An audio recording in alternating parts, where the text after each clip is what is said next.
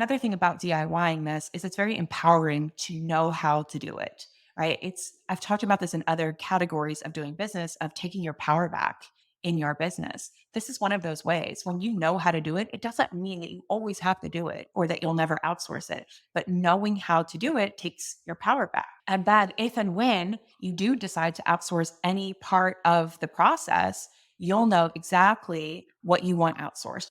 You'll know exactly what it takes to create whatever the thing is that you're outsourcing so you can more efficiently hire and outsource that project without feeling like you have no idea how long that particular process takes and you're just kind of throwing spaghetti at the wall when you're outsourcing, trusting people to give you the most realistic exchange, i.e., packaging and pricing.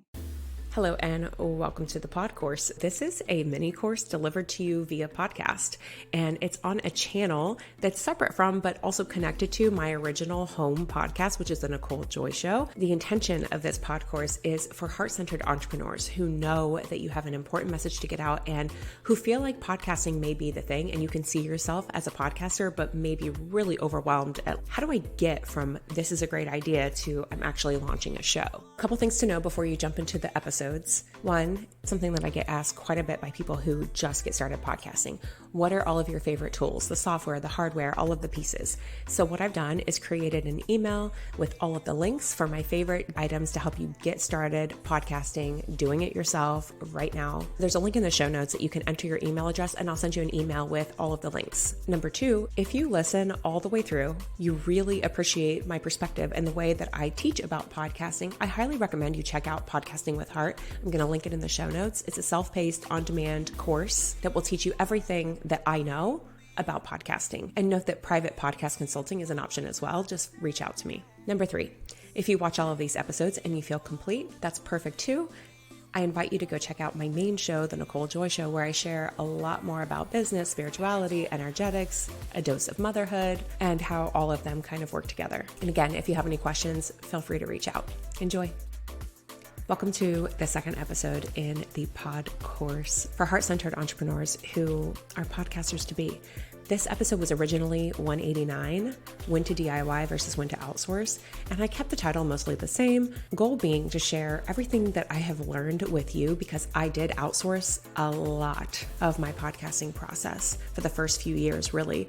And then only in the last several months have I been DIYing it. I don't gatekeep. Here's everything I know about DIYing and outsourcing all of your podcasting tasks. This is the second episode in the podcast Curious series. And in this episode, I'm going to talk about when is the correct time to DIY, when is the correct time to outsource parts of your podcast.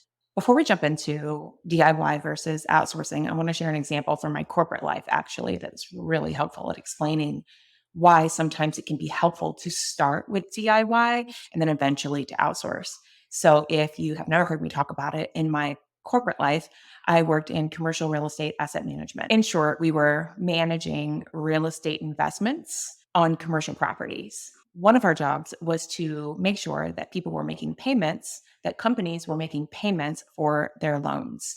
And we did have a software program that would calculate and show us exactly how much all the loan payments were that were coming due. And so when I moved into this company, when I first started with this particular company and we kind of inherited a group of loans to keep an eye on, the system would tell us, okay, this particular company owes this much every month in their mortgage payment.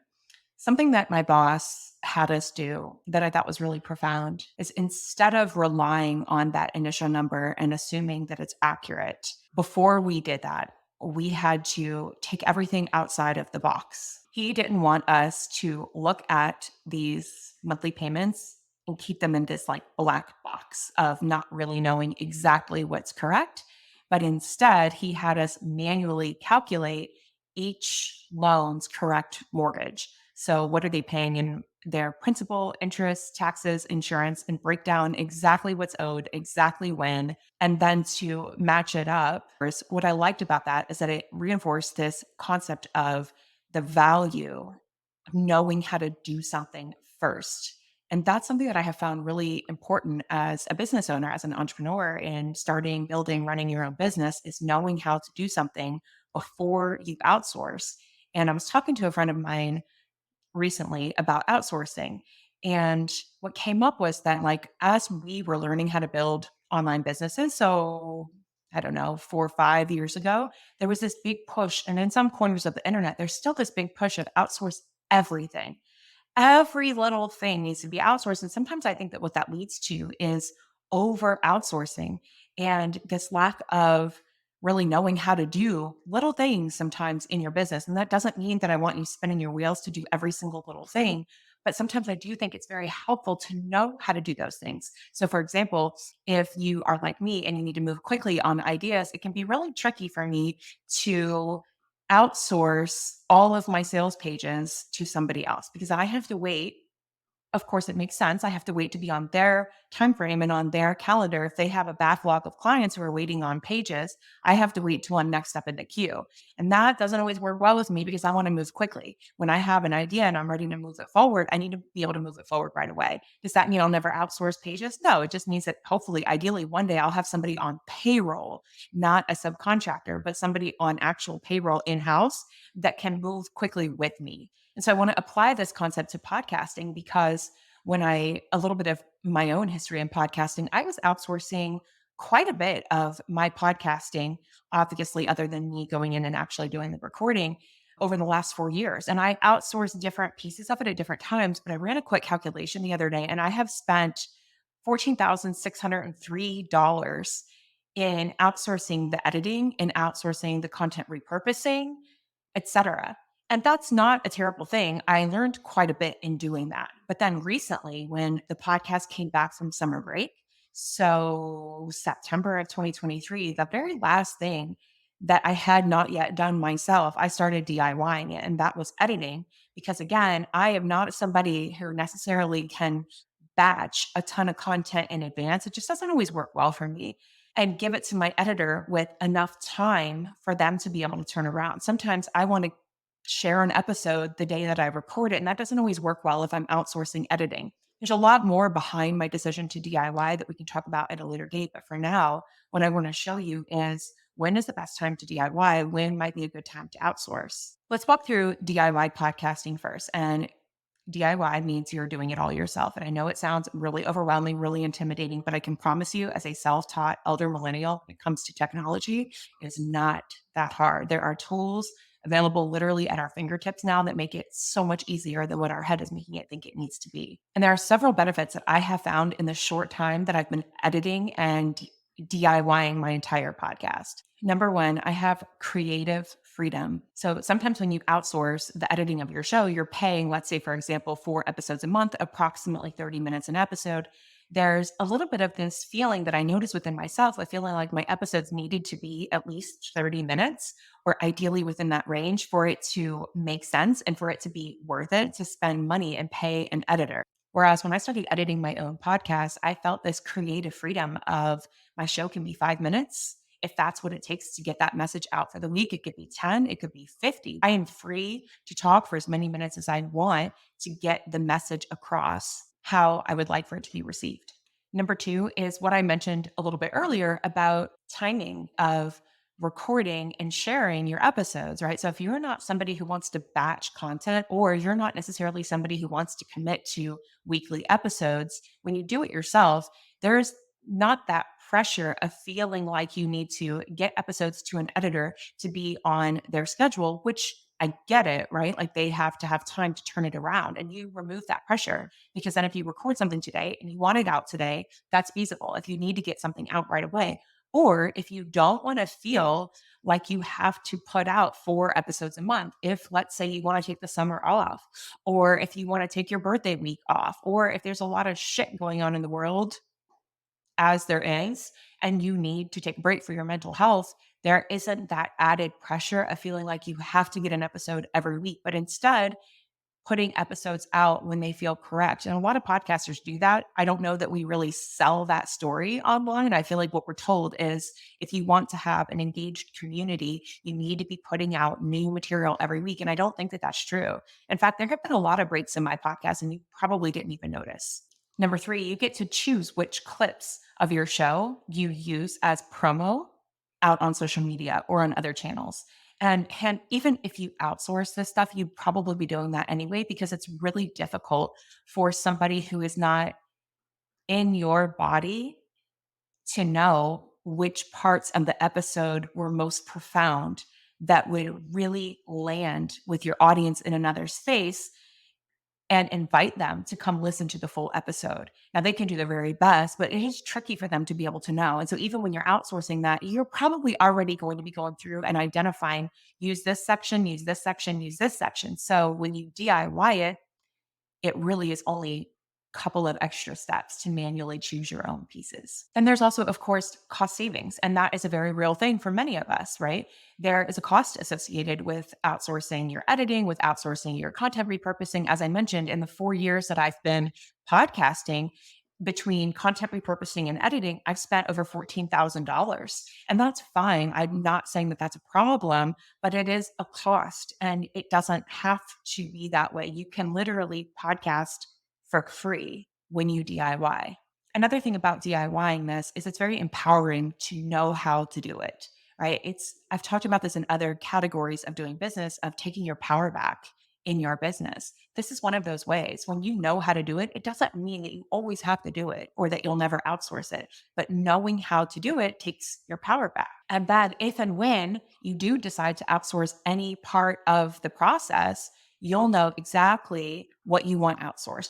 You'll know exactly what it takes to create whatever the thing is that you're outsourcing so you can more efficiently hire and outsource that project without feeling like you have no idea how long that particular process takes and you're just kind of throwing spaghetti at the wall when you're outsourcing, trusting people to give you the most realistic exchange, i.e., packaging and pricing. Finally, it is a great exercise in allowing yourself to heal from those old perfectionist stories that we have been conditioned to believe that anything we do, including putting out a podcast, has to be perfect. FYI, that is a load of crap. Does not have to be perfect. And if you DIY it, as I have been for the last month, there are so many imperfections. And I've reached a point in my life and in my business where that doesn't actually matter. The transition from the announcements to the episode and the opening thing, none of this has to be perfect. What matters more than the perfectly polished episodes is the potency of the message. And this podcasting and DIY podcasting is a beautiful way for you to embody that imperfectionism. And if you feel like DIY podcasting is a little bit overwhelming, I am going to be showing you how I DIY my podcast as part of the podcasting course. Now, I'm also going to show you outsourcing, and that's what we're going to talk about next is what are your options for outsourcing? Okay, number one, obviously editing. So this is somebody taking your raw video or audio clip and editing it so that it's in a format that's ready for the podcast platforms. So putting it somewhere where people can listen to it in a final version. They might be attaching music to it. They might be attaching an intro, an outro, whatever. And again, for the first 3.5 years of my podcasting journey, I have had a couple of different editors. Number two, graphic design for your podcast graphic. So when you put out a podcast, you need to have a picture, right? So when you go to my podcast, wherever you're watching or listening to this, let's say listening, if you go to Apple Podcasts, there's a little square picture. Somebody needs to create that square. And there may be times you can DIY that. There may be times that you can outsource that. Another thing you can outsource is your show notes. So if you also go to my podcast and you click the show notes so you can read about the episode, there's a description of what you'll hear in this episode. And it includes things like links to things that I mentioned in the show.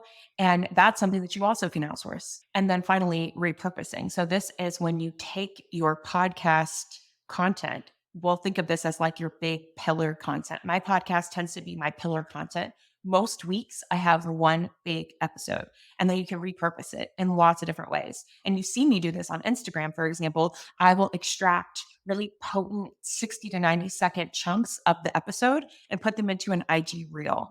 Sometimes I'll also take a really important quote that's something that I said in the podcast that I feel like would do really well on a quote graphic, and I'll copy that language and put it on a quote graphic and share it to Instagram. There's lots of different ways to repurpose that I'm going to go into greater detail in one of the modules of the podcasting course. For now, it's important to know that that is also something you can outsource. And it does tend to be the more costly of the outsourcing options. So when is the right time to outsource? And I can tell you, after having done this for a very long time, one of the things that I may have done in retrospect, and I get that we're all on our correct journey, so I don't want to say it was a mistake, but my advice to you based on what I learned is to DIY it first. and only after you learn how to do the basic things to outsource so that you can hire someone who will do things your way. And now you know your way because you've done it your way and will do it efficiently. And of course, it's helpful to outsource when your business reaches the point that it doesn't feel like a financial strain to be paying for these things to be outsourced. And the expense of outsourcing the different components doesn't feel so tight and constricting.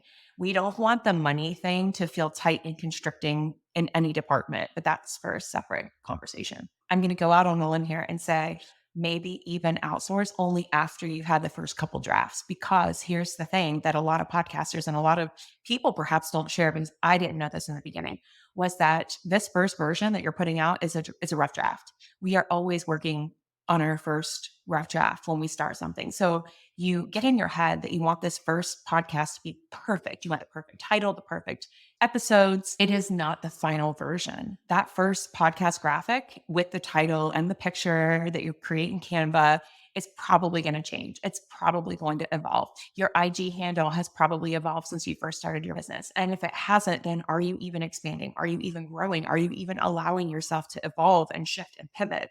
And that applies to your podcast as well.